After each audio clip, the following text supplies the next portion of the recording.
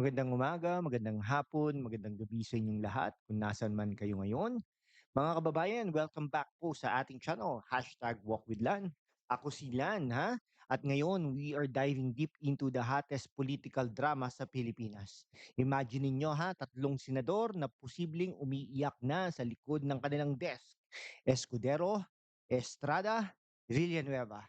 Dahil sa rekomendasyon ng Blue Ribbon Committee para sa plunder charges. Pero wait, bakit wala si Martin Romualdez, the former House Speaker, implicated in billions of kickbacks, yet he's walking free? And the man at the center, si Ping Lacson, ang self-proclaimed anti-corruption crusader na biglang nag-resign. Is this justice or just another political circus? Stay tuned because we are unpacking with these facts, wheat and zero sugar coating. Hit that like button if you are ready for the truth bomb. Mga kabataan at OFWs, alam nyo ba na sa gitna ng climate change at baha sa Pilipinas, may billions na nawawala sa flood control projects? Ito yung mga proyektong dapat protektahan tayo pero naging ghost projects, substandard overpriced o di umiiral. Based on Senate hearings from 2025 to 2026, trillions in funds, pero ang resulta, baha pa rin at ang pera nasa bulsa ng iilan. Today, ilang mga minuto tayo ha. Una, background ng skandal. Pangalawa, ang aksyon ng Blue Ribbon. Pangatlo, bakit absent si Romualdez? At the meet, no holds barred critic on Ping Lacson, his biases, past scandals, and why he's part of the problem. Fact-based from Senate records, news reports, and investigations para sa mga viewers retention natin na sino ang tunay na mastermind? Comment down below your thoughts, mga kaibigan. Okay, ang Blue Ribbon Committee po, chaired by Lacson until his resignation, uncovered how contractors like the Discaya couple delivered kickbacks to politicians. Pero naging ano na po yan, hindi na po natuloy yung pag-resign niya, no? Kasi wala pong mag-take over. Ah, okay, parang delivery app. Ah, Fast, discreet, pero ang bayad, buhay ng Pinoy. Let's set the stage. Sa 2025 to 2026, nag-explode ang flood control scandal. Tinawag ding biggest in Philippine history. Based on Senate probes, over 15 billion pesos in kickbacks from flood projects. Mga contractors nag-testify, 15 to 30% kickback per project. Substandard dikes, ghost roads, lahat dahil sa insertions sa budget. Okay, mga kababayan sa abroad, imagine ninyo your remittances funding this mess. President Marcos called for review. Pero ang result, hearings na puno ng no-shows at mystery witnesses. Bakit laging baha sa Pilipinas? Dahil sa korupsyon, not just rain. Parang Netflix series, full of plot twists pero walang happy ending para sa bayan. Ang iskandal nagsimula sa 2025 budget insertions. House lawmakers led by figures like Saldico allegedly realigned funds. Suitcases of cash delivered. Out of 15 invited contractors, only 7 showed. Subpoenas issued. Ito ang systemic plunder as Lacson himself said in his opening statements.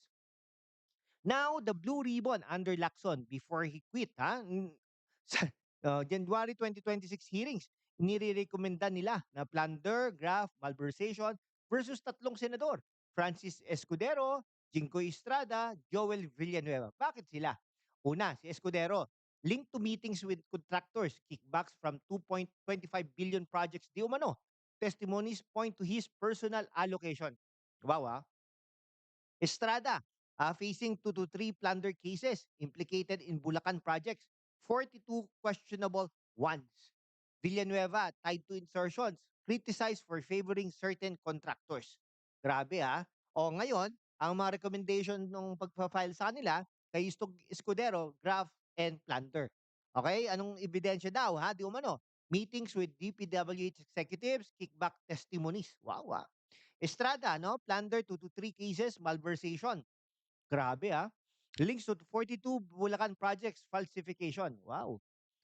Villanueva, bribery, graft, budget insertions, contractor favors.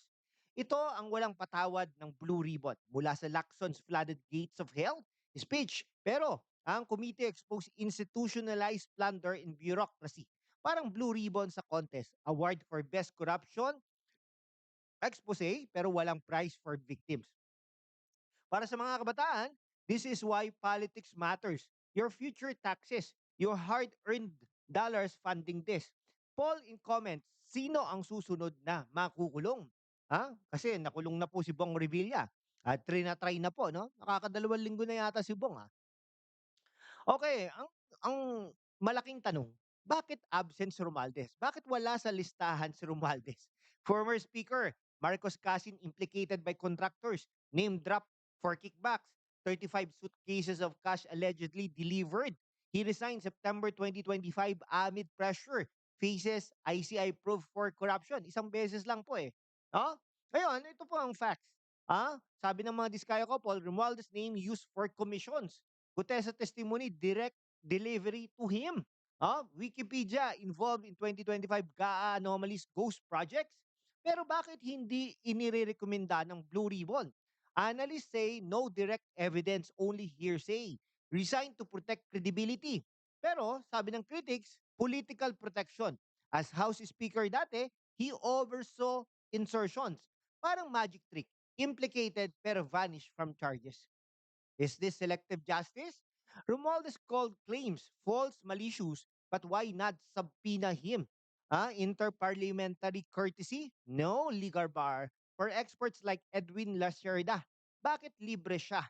Comment your juries, family ties ba? Now, the core. Bakit criticize si Ping Lacson? Siya ang chair, pero biglang quit. October 2025, amid disappointment from colleagues. Facts from reports. Ah, resignation amid criticism. Quit after peers like Amy Marcos accuse him of blocking senators, protecting some. Told detractors shut the anti-corruption hero, more like anti-criticism. Okay, as PNP chief, linked to Kuratong Baleleng rub out, no? Massacre allegations, no? Hindi actually ano po siya noon eh. Hindi po siya PNP chief noon, ano siya?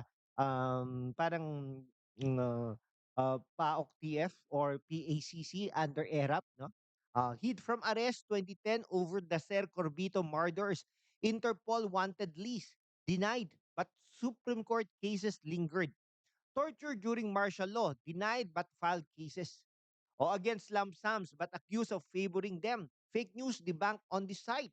Selective anti-corruption. Hearings called useless by some, leaked reports, minority reports from INI resigned to protect integrity. But was it yielding to pressure? Compared colleagues to noisy animals on social media. Protected Romualdez, no evidence, but timing suspicious. Romualdez fall, Lacson quit. Super Cup turned super evasive. Okay, Lacson's usaping katotohanan debunks lies, but his record, blood and dirt per former prisoners, true anti-corruption or just for show, ran for president in 2004, lost badly, controversies haunted him. Last election, 2022, he ran also, lost again. Parang superhero na may dark side. Batman ba o Joker? Mga OFWs ha, is internal cleansing of Blue Ribbon, cleansing critics. Mga kababayan, this scandal shows corruption is systemic but truth prevails. Blue Ribbon, walang patawad sa tatlo. Pero Romualdez, questionable Lacson. Needs accountability. Stay vigilant. Vote wisely. 2028. Mga kababayan, sa mundo kung saan ang kasinungalingan ay nangingibabaw, ang katotohanan ng unang sinisikil. Pero kasama kayo, magpapatuloy tayo sa laban, walang takot, walang kinikilingan, at laging handa para sa bayan. Sumali na sa aking YouTube channel membership sa hashtag #WalkWithLan at tulungan natin ang channel na maabot ang 100,000 subscribers. Ang inyong suporta ang susi sa kalayaan natin para ipagpatuloy ang pagbabalita ng katotohanan. Salamat at kita-kits sa laban. Okay bakit si Lacson ang target? Dahil fact show inconsistencies. Ano ang next? Watch for ombudsman's actions. Shout out sa top commercial commenters natin. Subscribe, bell on next episode. More on Marcos Family Ties. Peace out. Mabuhay po.